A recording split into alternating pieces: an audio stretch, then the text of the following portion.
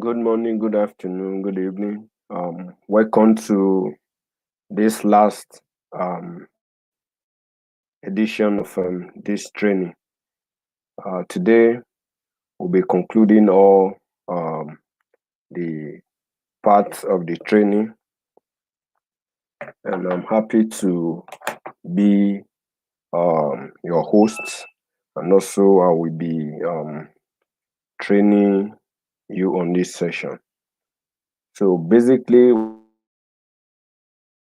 we're going to this evening, we're going to be training on how do you calculate sample size, how do you um, get to use SPSS to do basic statistics. So right away, I'm going to share my screen. Then uh, I'm going to share my screen. Then I will start right away.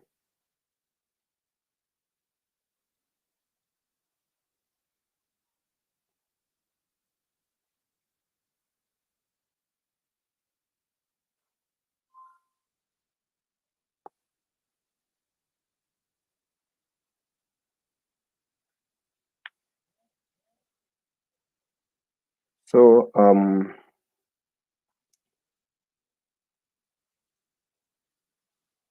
yeah, I think sure. This basically we're going to be looking at we're going to be looking at so because of the bandwidth I may just have to sorry uh off my camera because of the bandwidth so that it will be a bit clear. So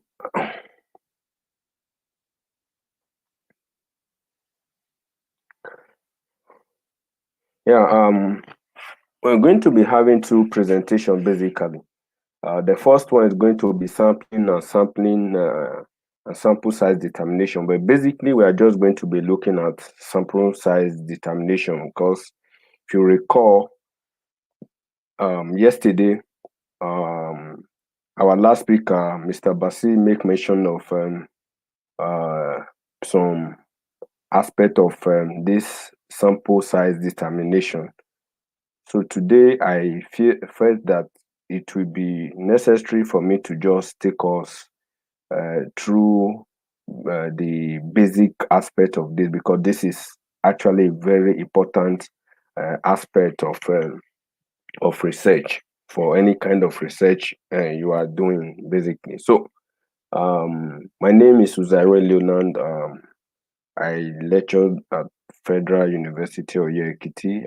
Also happen to be the founder of Research Hub Nigeria and Frontier Lead Consulting. So pleased to have us on this training.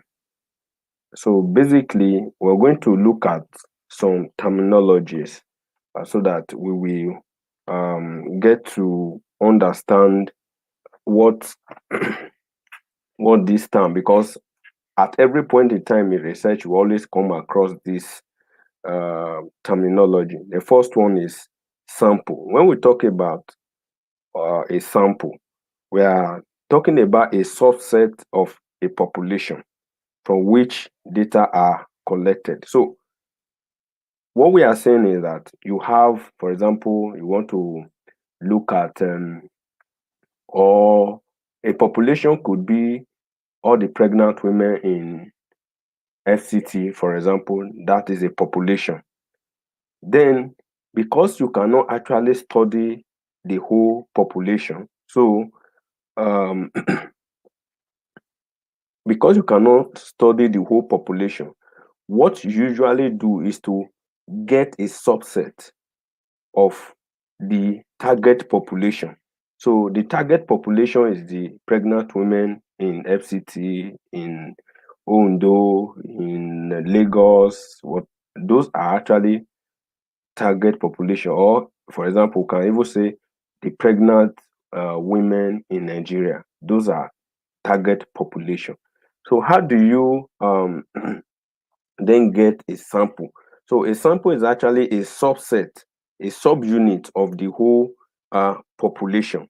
So when we talk about a sampled population, we are talking about a group from which the sample is actually taken. A group now from which that's actually population element now we're talking about.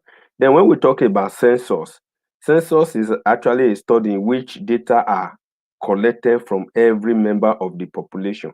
But we know in practice that is actually not possible. Even in the normal census that we know, some quite handful of people are still missed out of the census, probably by because of the terrain where they live, or because of accessibility to where they are, or because of a whole lot of factors that could affect that.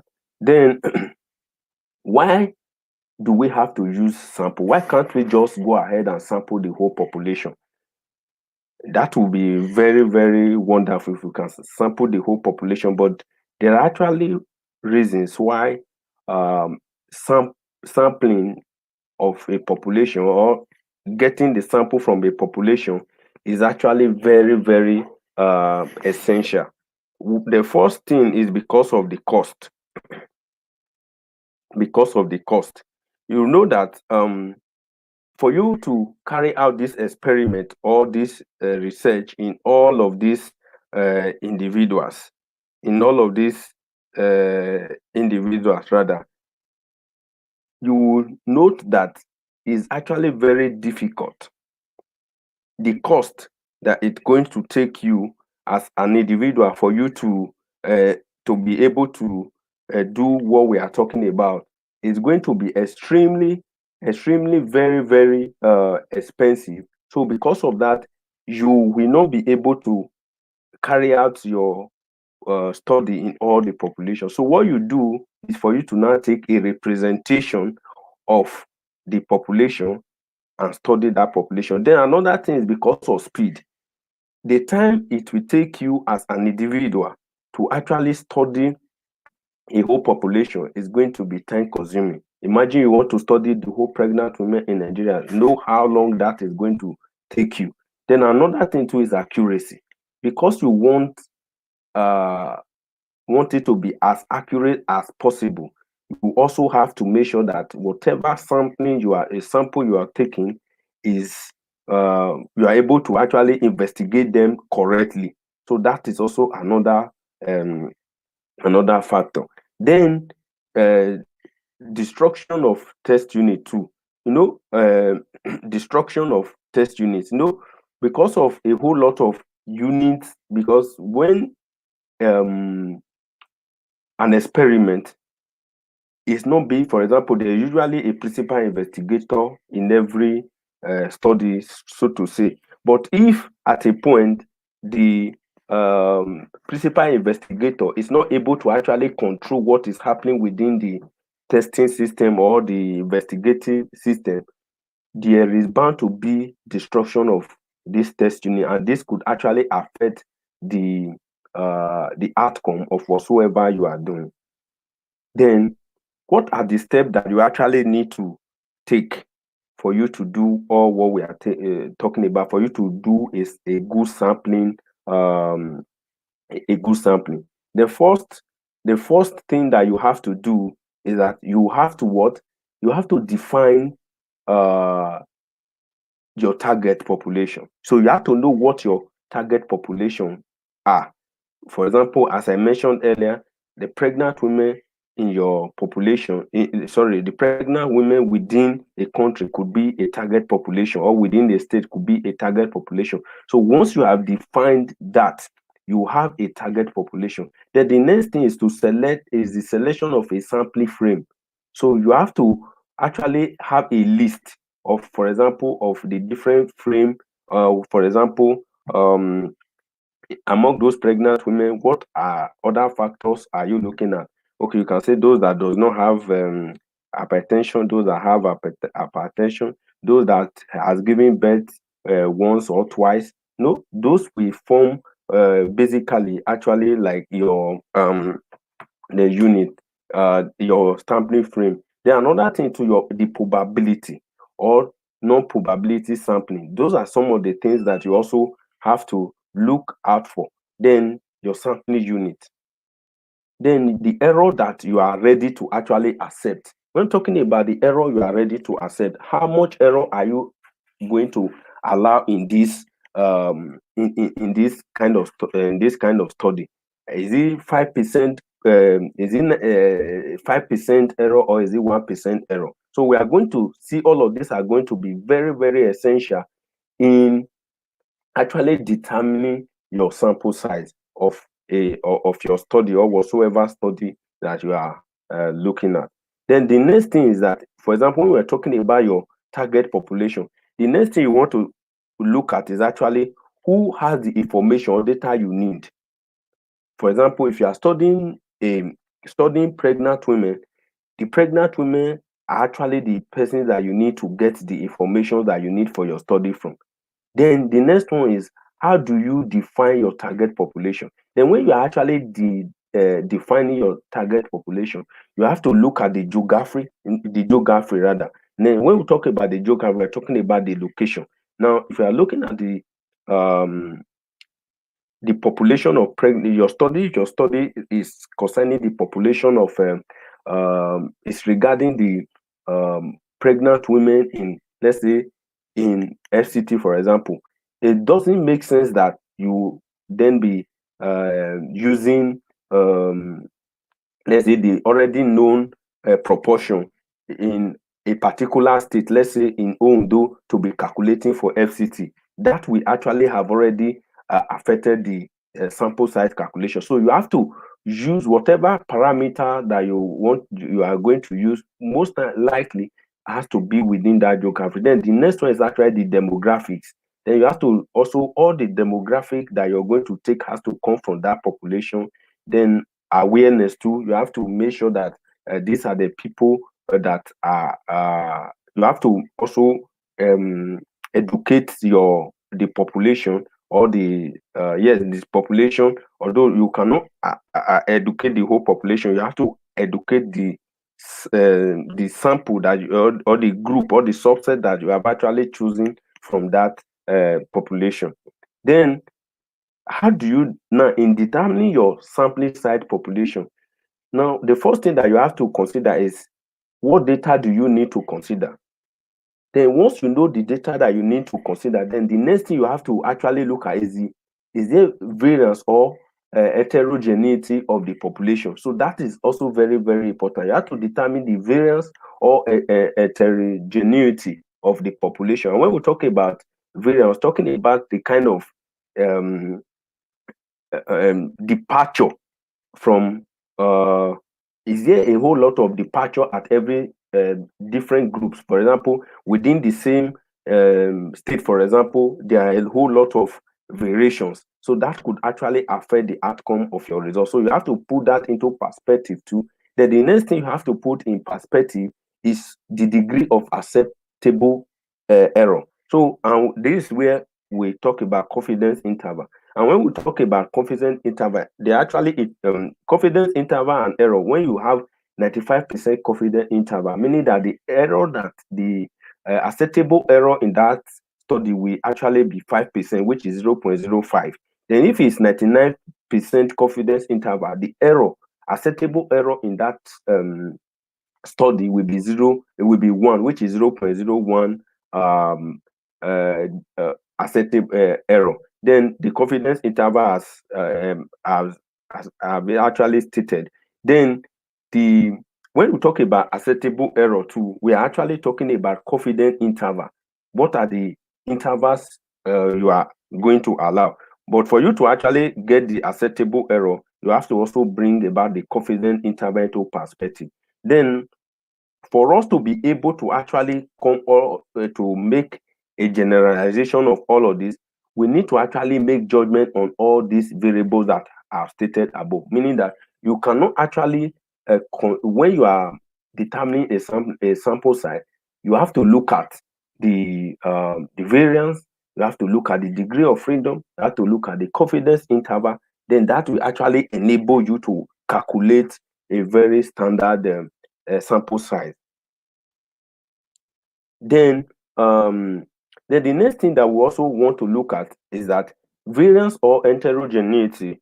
For example, we are looking at from previous studies, industrial expectations, then pilot studies, then sequential sampling as the case may be. But what I actually want us to hold here is that most times for you to determine a sample size population, you have to look at probably studies that have been done in that area. And if it's a study that nothing has been done in that aspect, then the next thing that you have to look at is to most times you have to do a pilot study. And the reason why you do a pilot study is for you to actually know the likelihood outcome in the population. That will now inform your what is going to inform your the variables you are going to include to actually calculate your sample size as the case may be. Then basically these are actually, I just try to limit these formulas to these three basic formulas. Now majorly when you want to calculate sample size, there are actually these three formulas become very handy, except there are other variations that come in when you are looking at two proportion, when you are looking at two outcome and all of that. Those are actually more advanced, but I just wanted to limit this to this particular aspect. And please, if there is, before I go, I actually talk to this slide. If you have any question, you can type in on the chat, on the Zoom chat, sorry, on the YouTube chat box. Then we actually attend to your question at the end of this session before we move into the SPSS session, which is actually going to take a whole chunk of what we'll be talking on tonight. So now, if what you are going to be, the outcome you're going to be looking at in your study, for example, is mean, then when you actually want to calculate your sample size, it's expected that you should actually use mean as the case may be. Now, if you are going to be using mean, the simple formula, for example, for a just simple study is actually your n, which represents your sample size, your number of samples, which is equal to your z, which is your 90, which is your confidence interval as a confidence limit or interval as the case may be. Then your e is actually your margin of error, which if you are using 95% to be 0.05, then if you are using 99% to be 0.01. So for example, for you to be able to calculate for if you are using me, then what you'll be looking at your z value, which is the confidence interval, which is, if it's at 95% confidence interval, to be 1.96. Then your standard error, or your standard error or standard deviation, standard error basically. Then you have to know the standard error of the mean of the previous study that is related, that I've been studying, whether in that location or related location. You know that this is where research comes in. You cannot actually do a very good sample size calculation without doing a thorough literature search. You have to know you have to actually look at what is already known, in whether in your geographical location, your regional location, or in the continent, or in the globally. Those are going to be what are going to actually inform what you are going to use. For example, you want to check, let's say, what is the just the glucose level of pregnant women in Edo State, for example, or in FCT, or in Oyo State, or in Lagos, as the case may be. Then you have to look at, okay, have there been studies that have been done? Yeah, we know that there is already an established value for glucose level, as the case may be. But you have to go and look at study that have studied pregnant women within your location or area that you want to study to know, okay, what was their standard deviation? What was the reported standard deviation or standard error, as the case may be? Then that is going to actually inform your what the standard deviation, standard error rather, that you are going to use to calculate your study. Then when your study is regarding proportion, if the outcome you are going to be looking at is proportion percentage, okay, what is the percentage prevalent of, for example, let's say of malaria in under 5 children in Nigeria, then what you are going to be using there is percentage. So you have to look at, I want to study that, carry out that study, let's say in FCT, but that study was done in let's say Lagos State at a point, done in Kogi State, or done in Nasarawa State. Then I can actually look at the reported proportion in those states. Then that can actually stand as my reference value that I'm going to use to determine what my proportion value is going to be. And the P here actually mean proportion. And this proportion is usually whatever. Let's assume that in the study you find the proportion to be 10%. Then this proportion is going to be 10 all over 100, which is 0.1. Then for you to get your Q rather, your Q will now be equals to 1 minus your P, which is actually your which will now be 1 minus 0.1, which is 1 minus 0.1, which is 0.9. So that will be what you are going to impute. So once you impute those value, you get your what you need, and that is that. Then the next aspect is if you are using percentile. So if you are using percentile, then you have to also include, you can see this particular formula. So you have to use the percentile that is already known.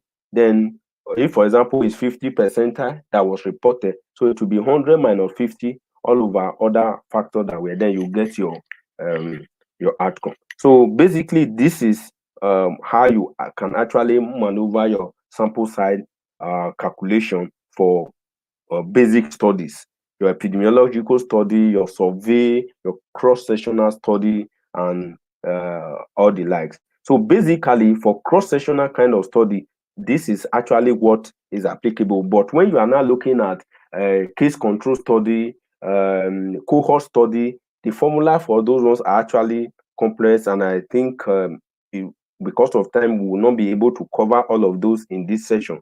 Then probably in the future we might have time to look at those ones study. But I know since basically the people we are speaking to are actually at undergraduate level, or those that are just starting their maybe postgraduate level, what you actually require most time will not be more than this, except if your study is kind of complex, which I don't believe you will be involved in at this particular point in time. So there's any question, then I am ready to take your questions. Then if there is none, we can just move straight to our second study, which is the means of today, which is actually the which is the I'm going to stop sharing now. So which is the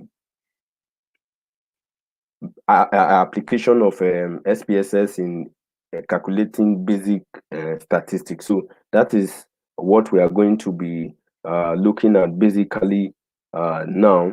So I'm going to share my screen once again. Then I'm going to put up a slide. Then I'm also going to open up the SPSS software. So I'm going to actually be doing this side by side. So meaning that at a point I'm going to project the my PowerPoint. Then at a point two, I'll project the SPSS software, so that whatsoever I'm going to be doing, it will be easy for you to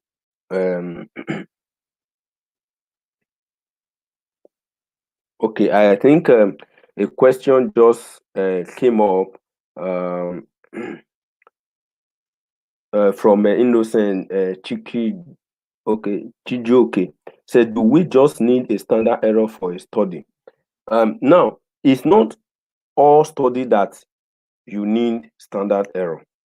Now, standard error is only needed when your study is is involving mean, as the case may. For example, if your study is just proportional study, prevalence study, you don't need standard error, because you can't calculate standard error for those kind of what you report in those kind of stuff. That was why when Mr. Bastille was during his presentation yesterday, he made mention of that. For you have to also understand the different kind of variables that you have. Then if your outcome variable, for example, is just categorical kind of variables that only involves a present, an absent, a yes or no kind of a variable rather, or outcome rather, you most likely are going to just calculate proportion for that kind of study. When I mean proportion, percentage, you're going to, okay, what is the percentage of, or what is the prevalence, what is the proportion of people? And if you are looking at 100, how many of these people have this disease and how many do not have this disease? So in this case, you don't need standard error. But for example, when you are doing a study that you have to calculate mean, you have to know, okay, what is the for example, in the pregnant women that I used as an example in the case study that I presented to us, you want to know, okay, what is the mean of, let's say, okay, let's say the mean value of glucose in of pregnant women. No, when you are reporting mean, most time you report it with what is not acceptable self is not mean and standard deviation, it's actually mean and standard error. So the mean of standard error, that is the standard error of mean that that is actually reported for that study, could be, if you are going to be using, let's say after I finish my own study, I've actually published my study. If you want to use my study as a reference point to determine the sample size of your population, then you have to calculate your your sample size using the standard error that I have reported in my own study. So I don't know if that is clear. So you have to use the standard error that I have reported in my study to actually calculate your own samples to determine your sample size. So that's what I mean. So it's not in all cases that you actually use a standard error. So it's only when you're studying the outcome of what the variable you are going to be measured you're going to be reporting mean and standard error or standard deviation. But the standard error now we are talking about, that you are required to actually calculate your sample size using standard error. So I don't know if that is clear. If it's clear, so just let me know.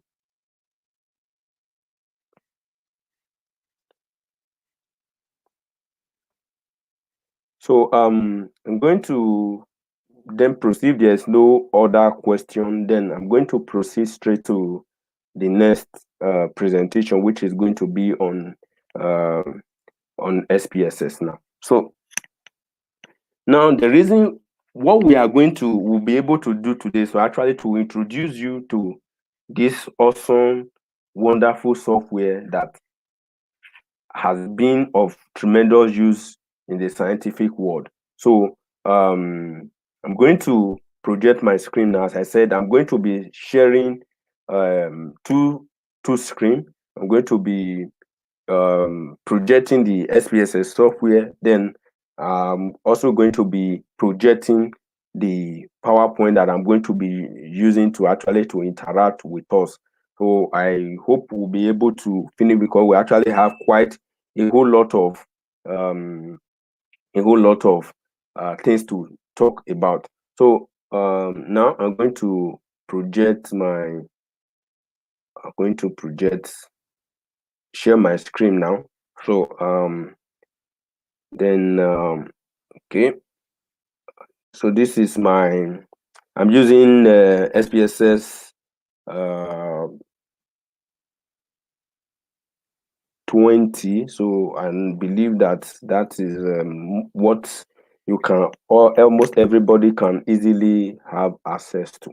So you can just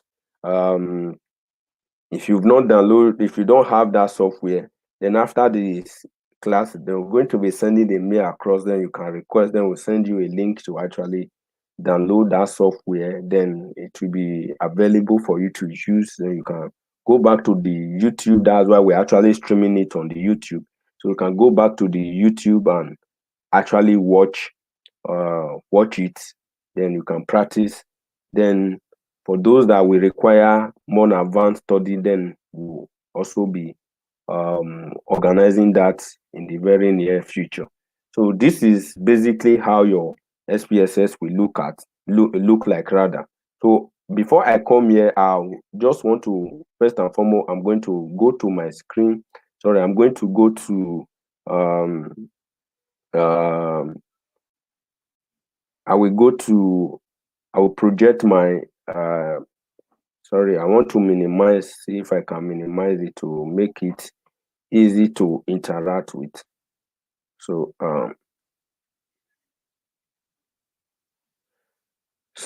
this is the second PowerPoint that I'll be dealing with. So I'm going to start off from here. So this training is actually, as you know, is made possible by Frontier Lead Consulting, the Equidata Innovation and Research Hub Nigeria. So it's a collaborative work that so basically I'm going to just introduce us to SPSS basically. So so this is going to be the outline of this study. I'm going to take you through the the introductory stage. Then I will take us to the SPSS overview stroke the outlook. Then how do we enter data?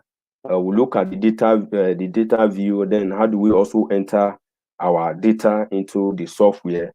Then the next thing is that how do you code your data? I hope we'll be able to cover all of this. This is actually a very, most times, a 4-week course. So all I will just do is to run through. Then basically we'll be able to have more time to look at it in detail, because what we are going to be doing at Research Hub is to make sure that we are taking each of these subtopic and actually dealing with them practically as much as possible.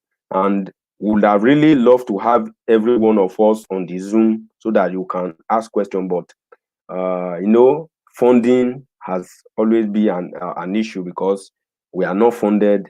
So what we are doing, possible, we have to use what is easily available for us. But we are hoping in the near future we'll be able to actually subscribe to Zoom, because the free one that we have, within 40 minutes we log off. So that we have issue, and we will not be able to actually stream them on the YouTube for record purpose, because you can go there at your leisure. Even when for example, if you are not able to make it to the Zoom class, you can always go back there and actually look at it. So but if we are able to subscribe in the future, then we can actually move from StreamYard, then move to Zoom, and we can be as iterative as possible on the Zoom. Then we're also keeping record on YouTube or in other Facebook or other software the case may be. Then you can always go back there to also watch them. So this is actually going to be the outline. So before I do this, I'm going to come actually come up with the software itself. So this is actually the SPSS software. So at any time when you download and install SPSS, once you open it, this is how it's going to look like.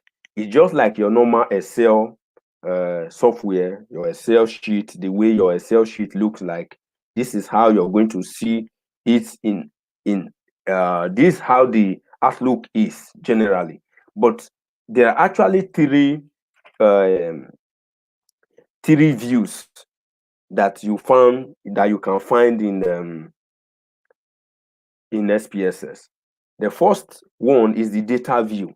Then when we talk about the data view, we're actually talking about where do you get to enter your data. It's just like your normal, is almost like the outlook of your Excel sheet.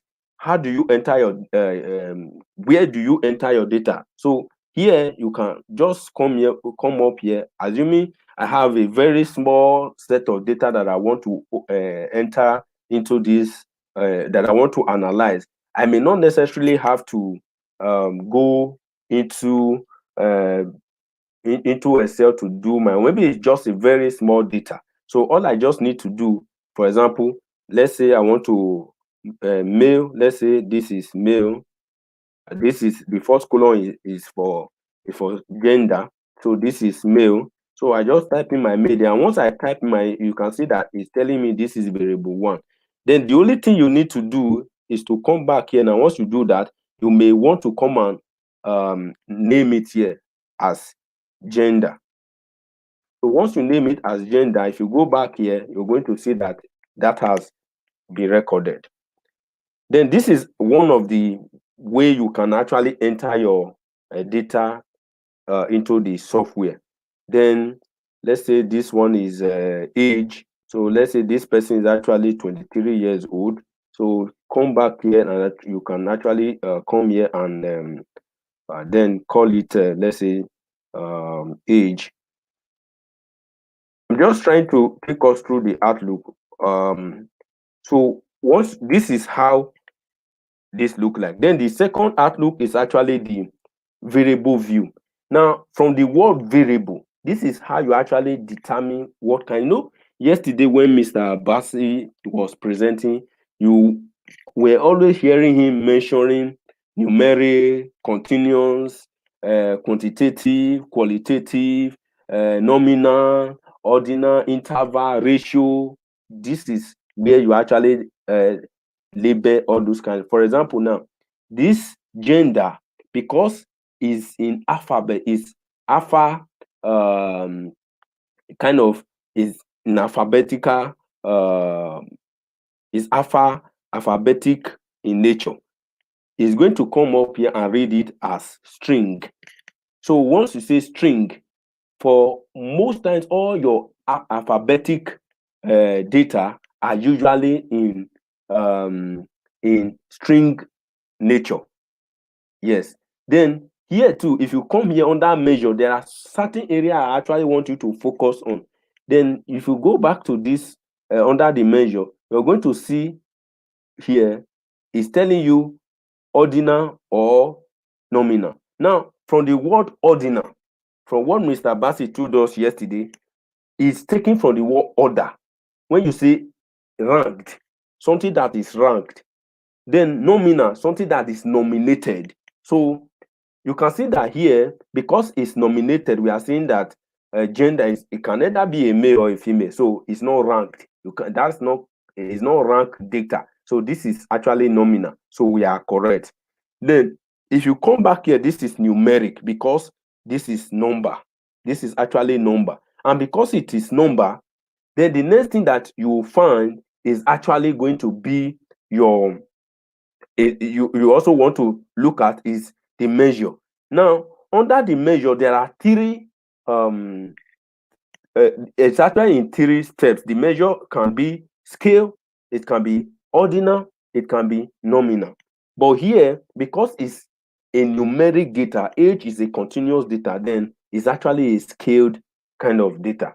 So that is that. Then another thing that is also very important is your decimal. If you like here, you can see that this is in 2 decimal.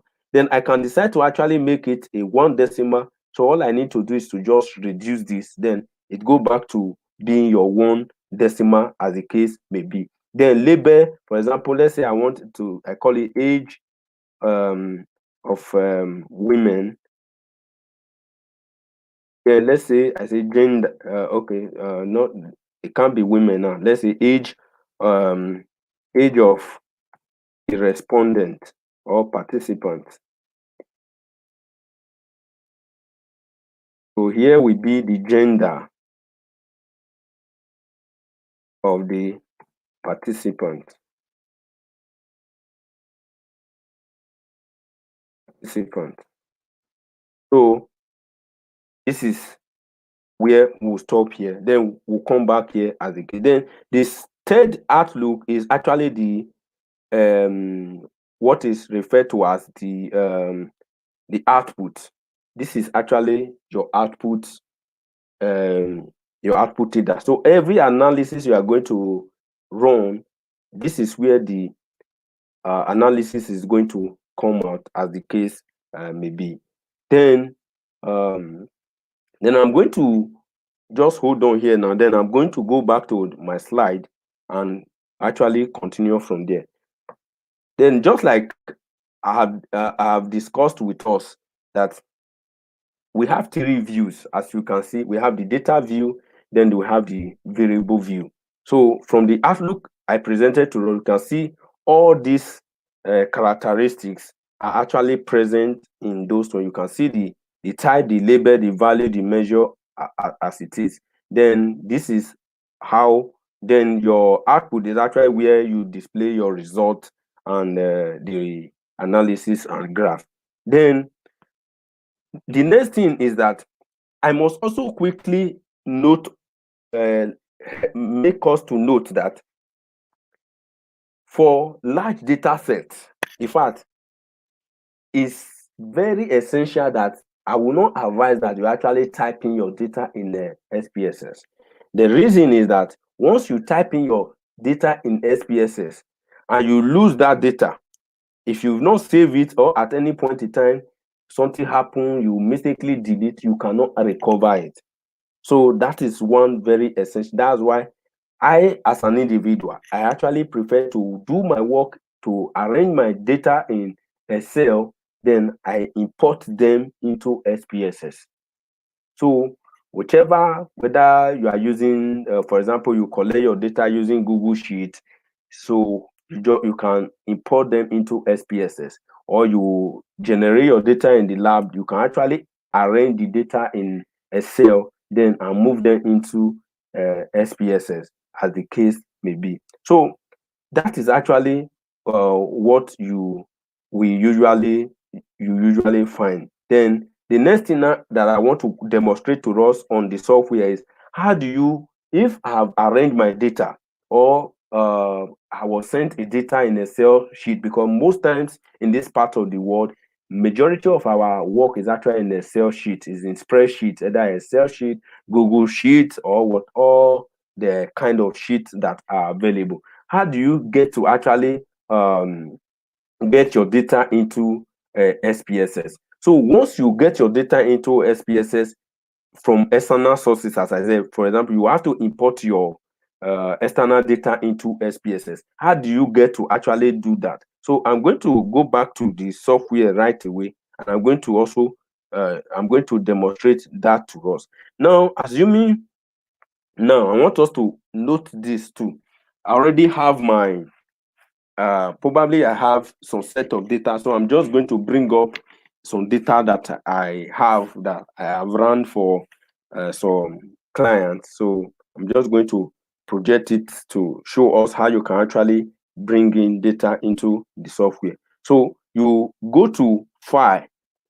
Now once you get to file, the next thing you do, you go to open.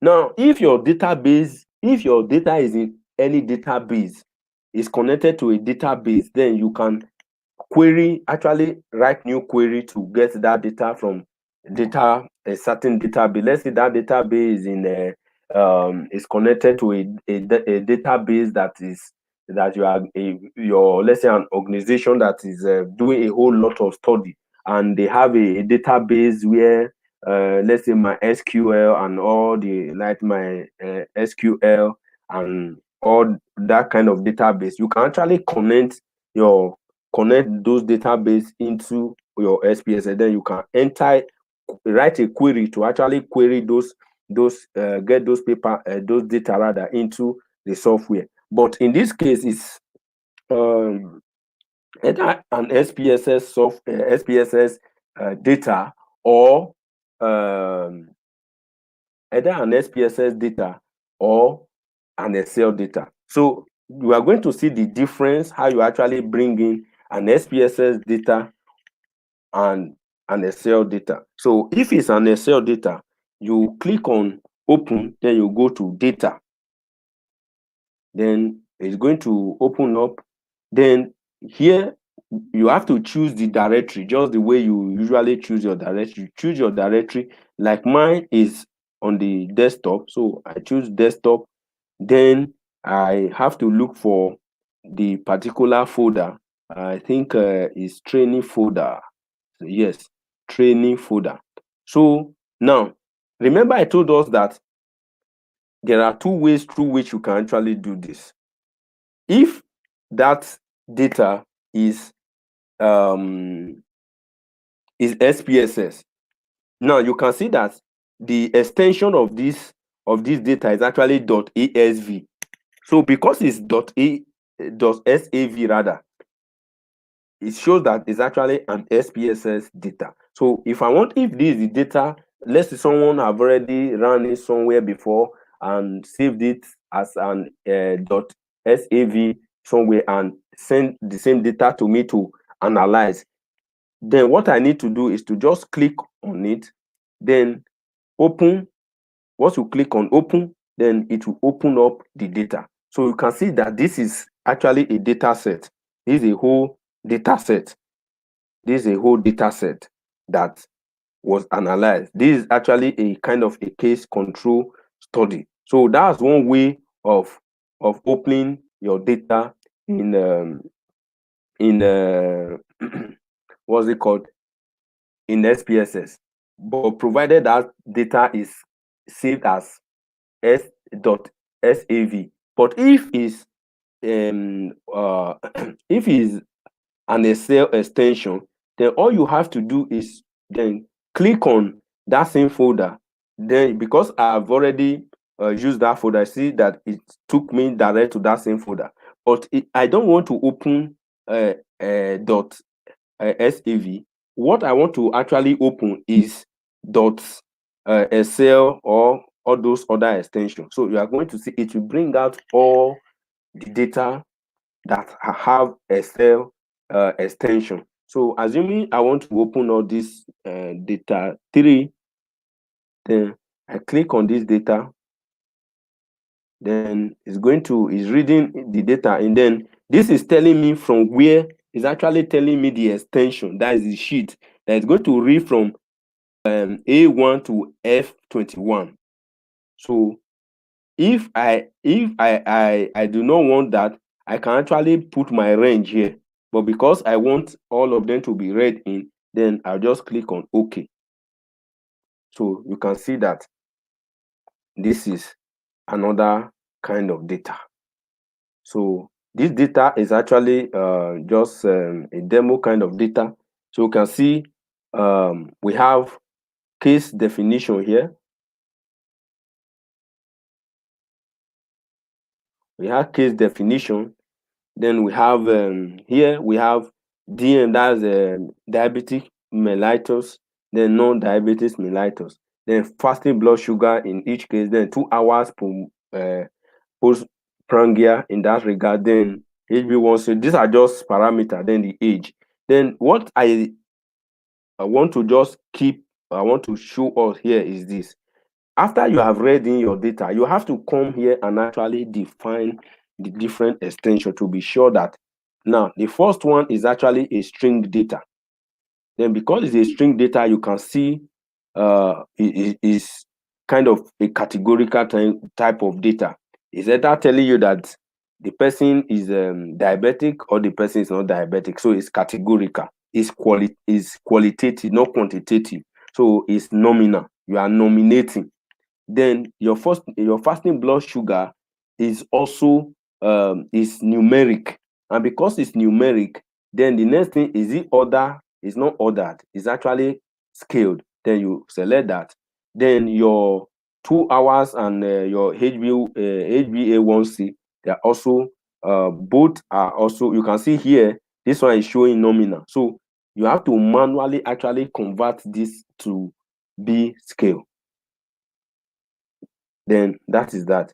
Then the last one is the gender is nominal, then your age is actually scale. So basically, that is how you read in your data. After you have read your data, then the next thing you have to do, for example, there are some kind of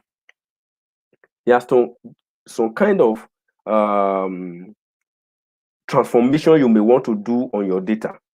Now, I also want, when Mr. Bassi was taking on yesterday, was always mentioning for you to use, make mention of parametric and non-parametric test. And he told us that for you to use parametric test, for example, there are a whole lot of assumptions that have to be met.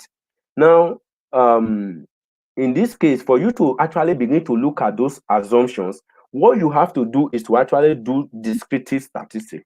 Now, to describe your data. So before you actually start testing hypotheses or anything, you have to run those kind of analysis. Now, the next thing you want to do is that there are some kind of analysis that you want to run. For example, you want to run t-test, you want to run ANOVA, you want to run some other kind of test that if the value is actually string, the software will not accept it. Now, what I'm saying in essence is this: assuming I want to run, let's say a t-test. I'm just assuming I want to run no one sample in this case.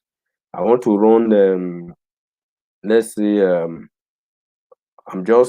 want to run independent sample t-test. Then now remember that here, once you type in this, now you can see this question mark. This question mark is telling you to define what these values are. Here it could actually be 0 or 1, but because if I just come here now and say group 1 is 1, then group 2 is 2, and I click continue, there's no problem, which has recorded it. But when you run your analysis, you are not going to see anything.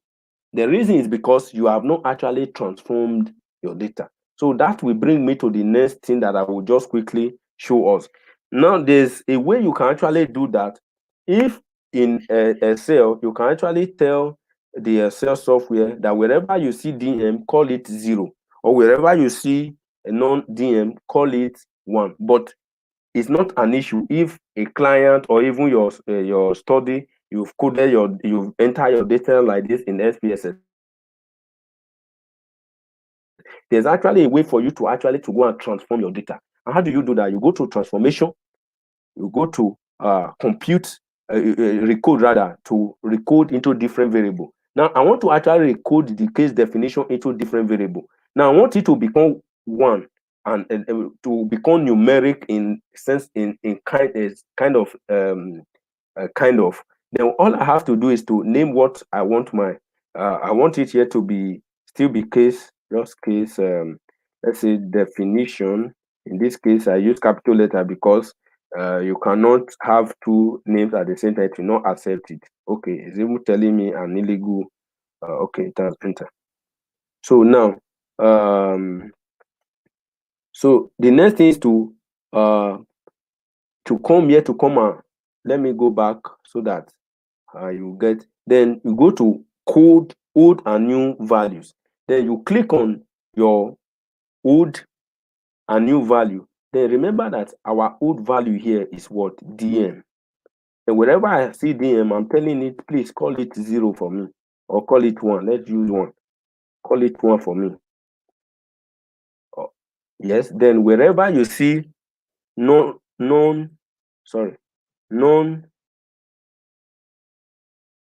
EM, please call it, let's use binary, call it 0 for me.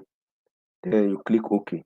Then I must now warn us that you must make sure that the way you spell all of this thing here is the way you equally write it here, or else it will not actually get, you will not get what you are supposed to, it will not read out. So after you have done that, the next you will do, just click on OK. Then you click on um OK. What happened? Okay. Now I have to, let me just add,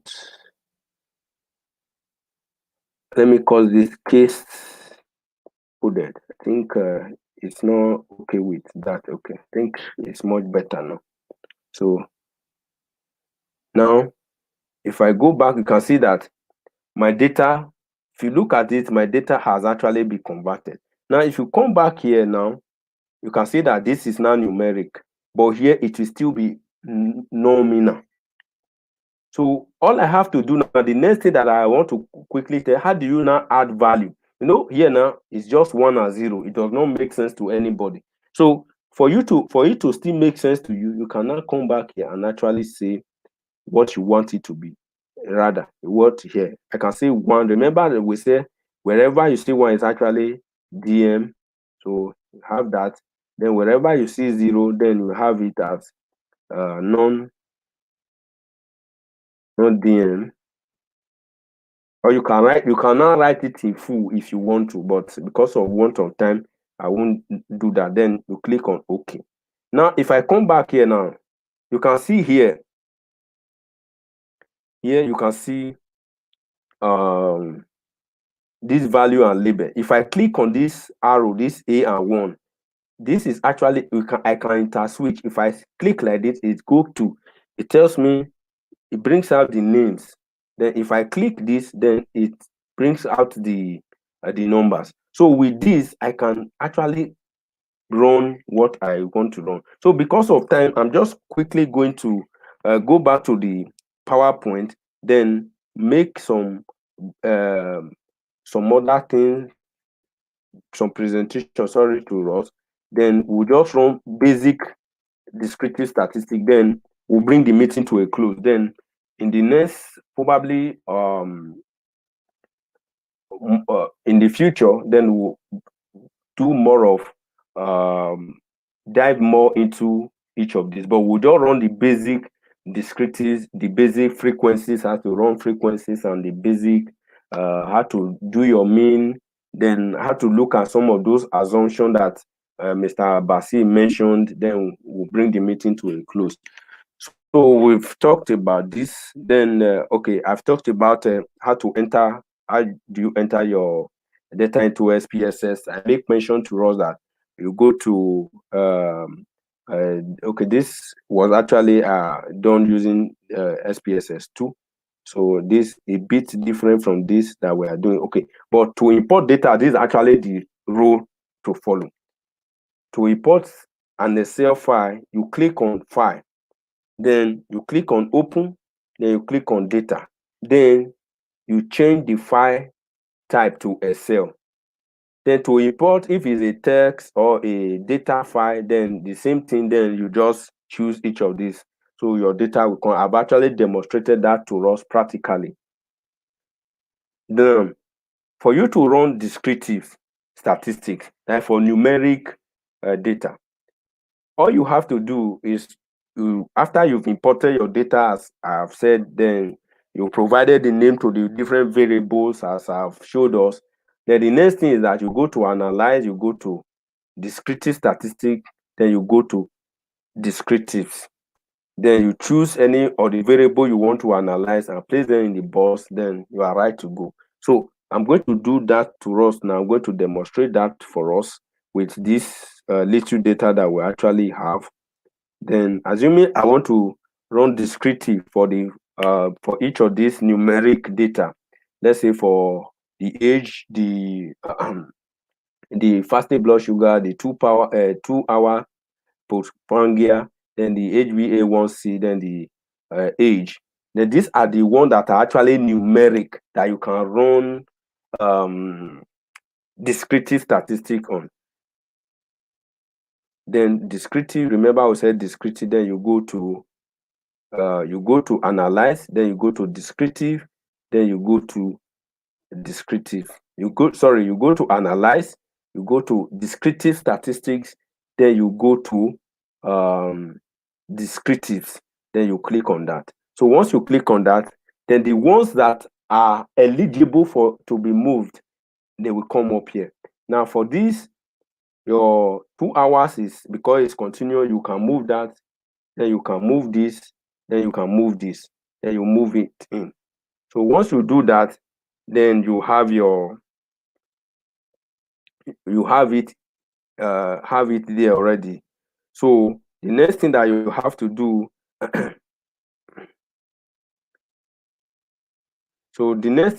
to do is to come under these options. This is actually where you are going to choose some few things that you are going to use to actually do a whole lot of then here can click out your mean, standard deviation, your minimum and maximum. You want to check your range, you want to check your variance, you want to check your range, to check your what's it called, standard error of mean. Then this is actually where you check if your data is normally distributed or not normally distributed. So I'm just going to show us how it to look like. I'm not going to go deep into the statistics of what normal distribution is. That is something that we are going to be coming up with as time progresses. So for those that are interested in statistics, then we are going to we are going to be taking that later in the future.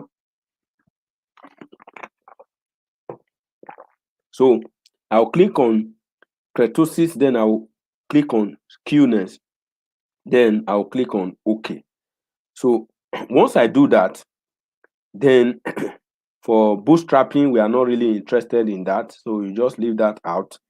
And for you to perform bootstrapping, you have to have up to 1,000 data.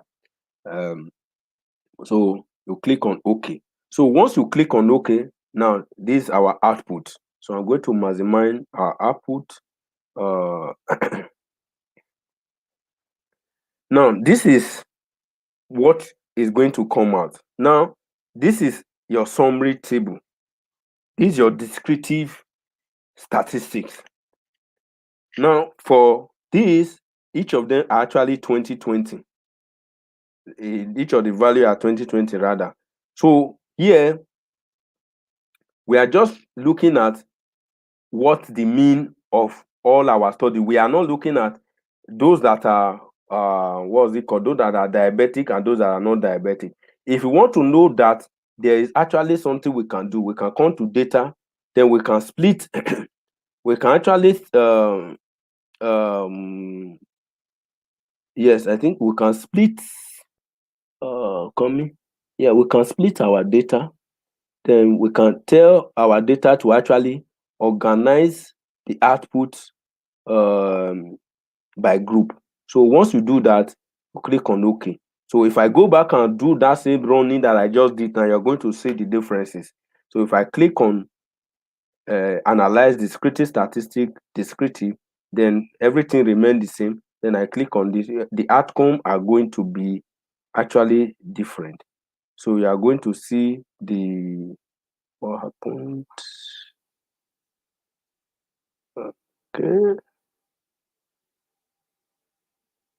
Okay, so you can see now this is actually splitted. You can see non-DM and DM. So you can see this. So because for this kind of study rather, you're actually going to see you will actually see the the outputs categorized. So I'm not going to dabble into interpretation because the purpose of this meeting is not to tell us what is, just to teach us how to actually apply this software to your data. So once you run your descriptive statistic, then you can go ahead, then use your knowledge of statistics to actually explain what to interpret whatever your data is. Then the next thing that I want to still do is show us in this same before I do, I have to go and actually untag that data, because if I do not do that, it will be bringing out. Oh, we can experiment it. Then you go to that save analyze. Then, but in this case, I want there are some more things that I'm actually looking for that is not have not been shown here. So where I can actually get that is to actually go to frequencies. So under this frequency, I can actually take all this stuff back into where because I want to see the plots. So, but I can't actually see the plot here. So I have to go back to that same place. Then here under statistics, then I want just all this. If you want to different these um percentile, let's say I want my 50, 25% percentile, I want my 50% percentile, then I want my 75%, sorry, sorry, 75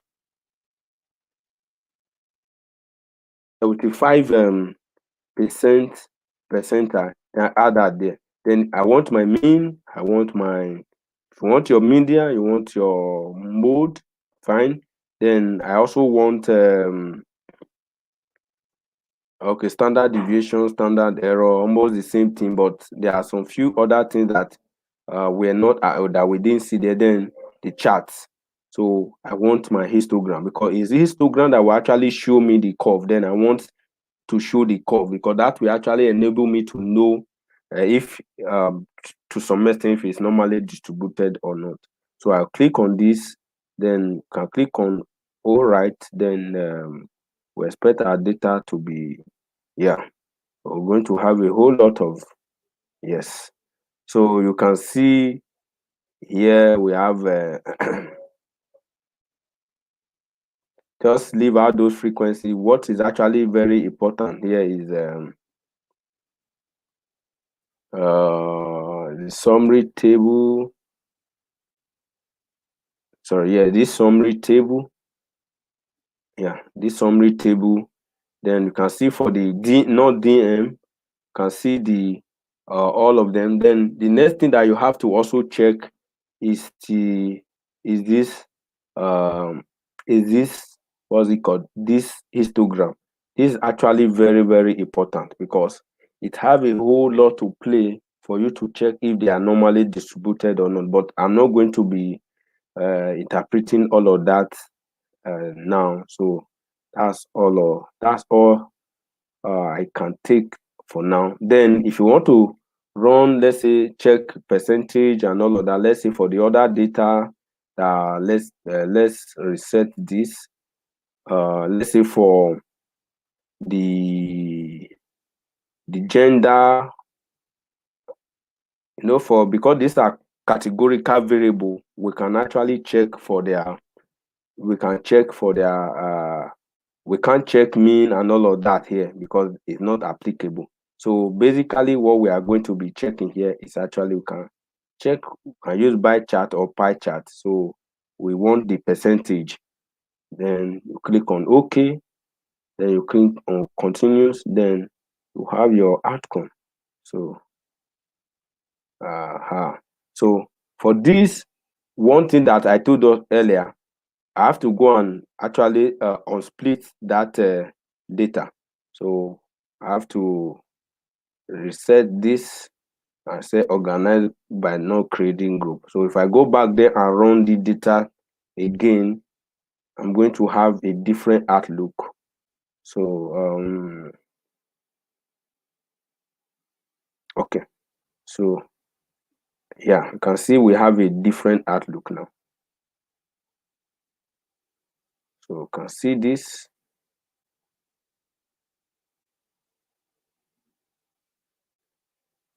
So basically, this is how, just an overlook, a run through of how SPSS is. So if you have your question at this point, you can ask. We have a whole lot of things to have covered, but time is not there. So what I can do is actually probably we'll look for a way to share the slide with us.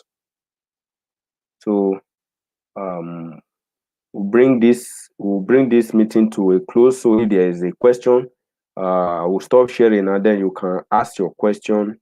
Then we'll glad to take your questions at this moment.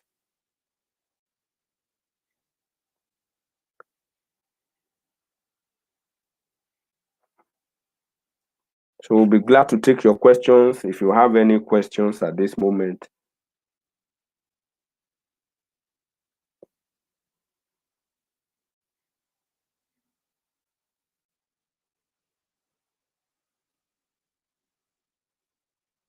This is just a run through of what SPSS is. It's actually deeper than this. So, and it's not what we can actually cover in 1 month if we are even meeting every day.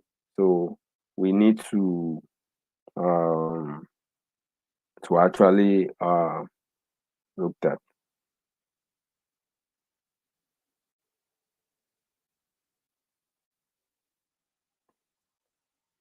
So we can ask our questions if we have.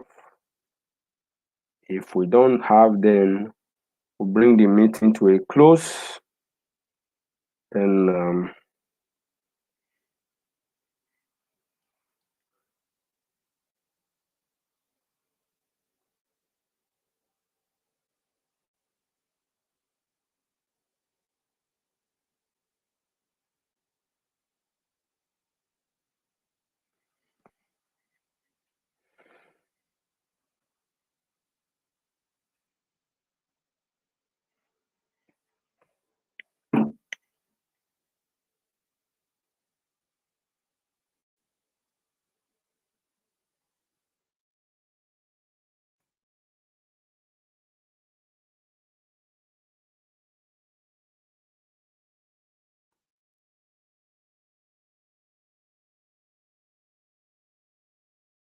so let's ask our questions so that in the next few minutes we'll be bringing this meeting to a close. If there are no questions, then we'll bring the meeting to a close.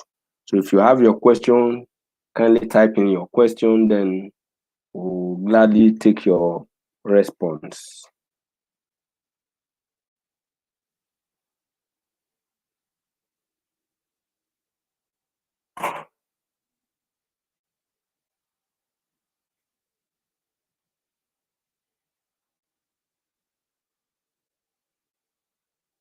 So is there no question? We don't have any question at this moment.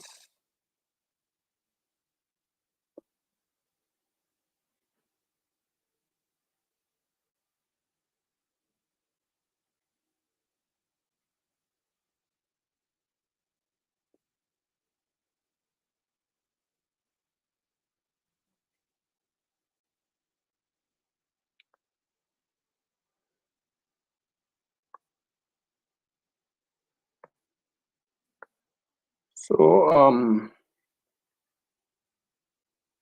we want to appreciate all our resource persons that make this presentation, make this training possible. We want to appreciate all of them.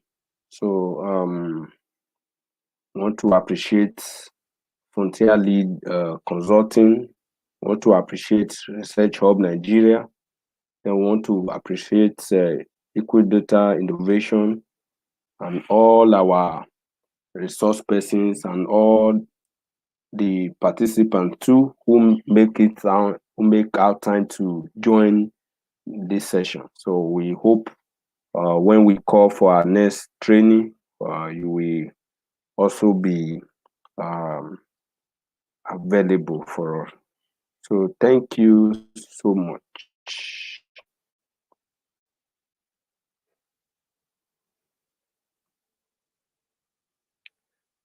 So good night, and see you.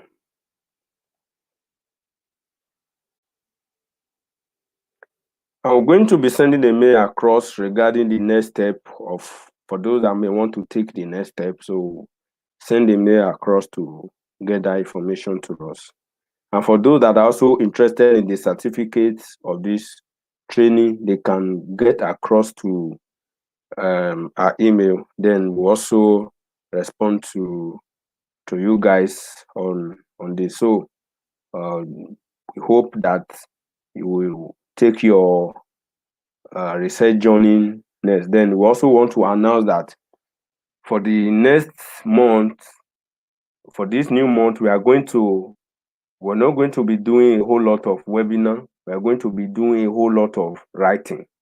So all what we have been taught, we are going to be bringing them into practice. You know, we have a target this year to actually publish publish 30 papers. So we have 3 now that are at top tier, that are ready to go to for publication, but we need to also let us know that we need to also let us know that we need to start writing, to make sure that we have a very, very coordinated writing at this moment. So every hand is going to be on deck to make sure that you are involved, because the experience we had last time, we don't want to repeat such. So we want to make sure that we all are active, and that's why we have to bring to YouTube and bring the our group to WhatsApp and Telegram, to make sure that every one of us is actually fully involved in all of this. So we appreciate you all for joining in. Then I'll bring this meeting to a close at this moment now. So thank you, and good night.